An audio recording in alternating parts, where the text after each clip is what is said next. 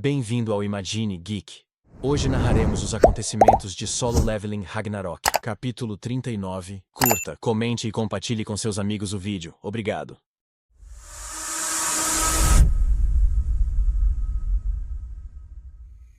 A aparência de Minsung agora parecia a de uma besta dourada, angelical, demoníaca e monstruosa, sendo controlado remotamente pela consciência de Atarun. Enquanto o anjo Minsung, possuído por Atarun, falava com Surro, ele apontava sua espada contra ele. Era óbvio que Surro não estava recebendo aquele gesto de forma amigável.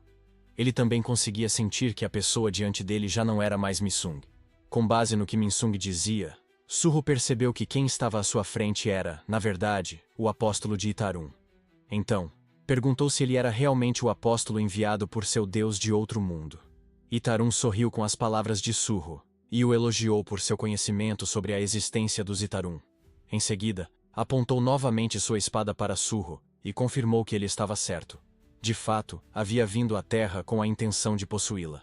Foi nesse momento que Surro se lembrou de seu pai e percebeu que os Atarun eram a razão pela qual seu pai ainda não podia retornar à Terra. Por isso, Surro liberou uma aura intimidadora e começou a aquecer os braços, preparando-se para a batalha. Ele disse a Atarun que era a hora perfeita para se encontrarem ali.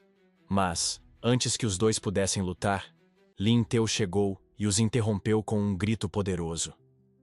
Tanto Surro quanto o Minsung, possuído pelo Atarun, estremeceram quando Teu os advertiu a não fazer um único movimento sem permissão. Teu apontou seu arco e flecha para os dois e disse que, se qualquer um deles tentasse alguma coisa, ele abriria um buraco neles. Teu então perguntou irritado a Mong por que ele estava daquela forma e o que havia feito consigo mesmo para terminar assim. Ele os encarava como um lobo esperando uma resposta. Mas Li Mung permaneceu em silêncio, de costas para Lin Tigo, enquanto Surro se perguntava por que Tigo estava ali. De repente, o apóstolo de Atarun falou, dizendo que parecia que eles não conseguiriam conversar adequadamente naquele lugar. Surro ficou desconfortável com o jeito que Itarun disse isso. Então, o apóstolo sorriu para Surro e disse que deveriam se encontrar no ponto mais alto daquela região. Lin Teu percebeu que o Minsung possuído parecia estar planejando escapar, e então perguntou para onde ele ia. Lembrou a Minsung que havia ordenado que não se movesse sem permissão e imediatamente disparou uma flecha mágica contra ele. Minsung conseguiu ler a velocidade e a trajetória do ataque com facilidade e desviou rapidamente, até sorrindo ao fazê-lo. Surro também conseguiu evitar a flecha que voou em sua direção logo em seguida. Em seguida, o Minsung, possuído pelo Atarun, alçou voo. Enquanto Surro recuava por um momento, Integu rapidamente criou 3 flechas mágicas com sua mão direita e mana. Ele mirou todas de uma só vez em seus alvos, e ao dispará-las, gerou uma força poderosa que abriu caminho como um tornado. As flechas eram incrivelmente rápidas e destrutivas. Ainda assim, o Minsung possuído conseguiu desviar delas no ar com facilidade. Quando as flechas mudaram de direção para Surro, ele também conseguiu se esquivar com agilidade, permanecendo alerta.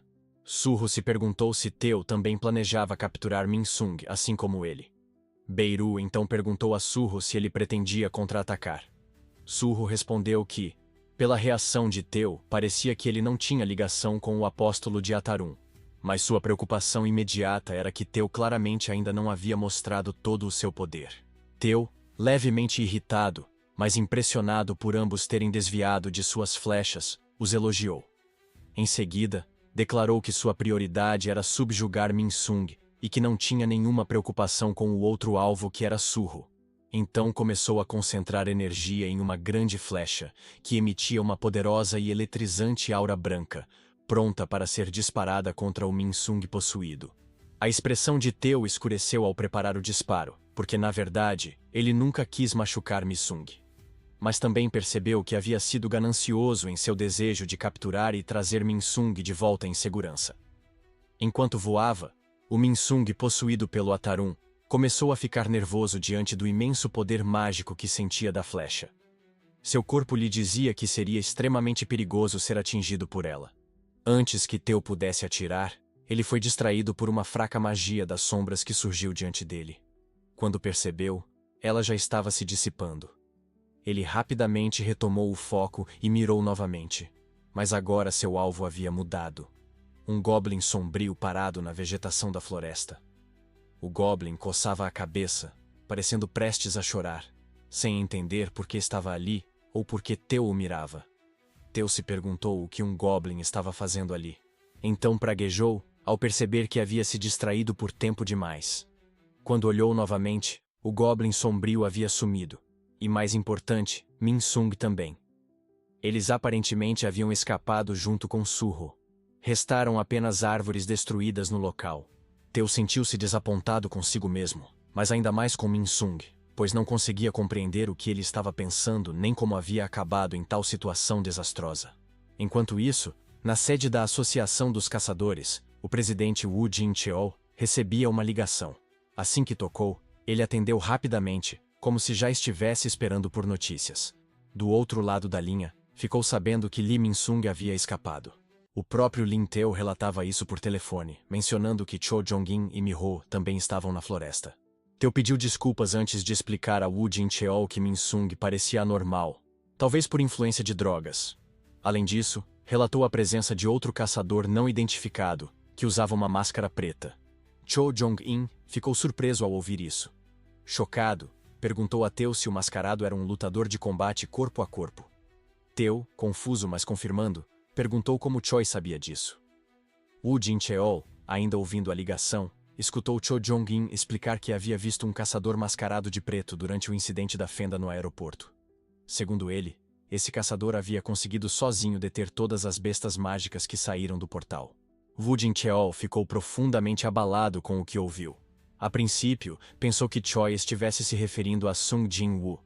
Ele refletiu, pois não podia acreditar que Jin-woo tivesse finalmente retornado após tanto tempo. Mas também tinha certeza de que se realmente fosse Jin-woo, o grande problema que enfrentavam já estaria resolvido. Assim, considerou a possibilidade de que o caçador mascarado pudesse ser, na verdade, Surro. No ponto mais alto de uma montanha da floresta, Surro chegou para o encontro com o Minsung possuído pelo Atarun, no cume da montanha mais alta da região.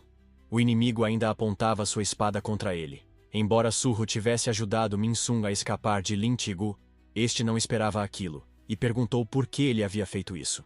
Surro respondeu perguntando se ele não planejava abandonar o corpo de Minsung quando a situação ficasse perigosa demais. O apóstolo disse que já tinha ouvido falar de Surro pelos demônios. Eles o chamavam de o Monarca das Sombras.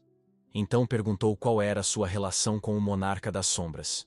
Surro apenas respondeu que ele fazia muitas perguntas e que não precisava responder nenhuma, porque o que realmente planejava era esmagar Minsung e extrair informações dele. Beirut falou de repente, advertindo Surro para ter cuidado, pois não conseguia mais estimar corretamente o nível de poder de Minsung, agora que estava possuído pelo apóstolo de Atarun. Surro tranquilizou Beirut, dizendo que já havia se preparado para esse tipo de situação. Então aconteceu. Ouvimos novamente aquela palavra lendária de Surro. Ergam-se.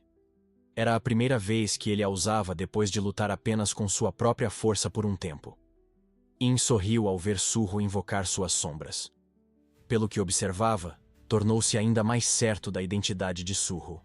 Era a mesma autoridade das trevas que ele já havia visto em campo de batalha.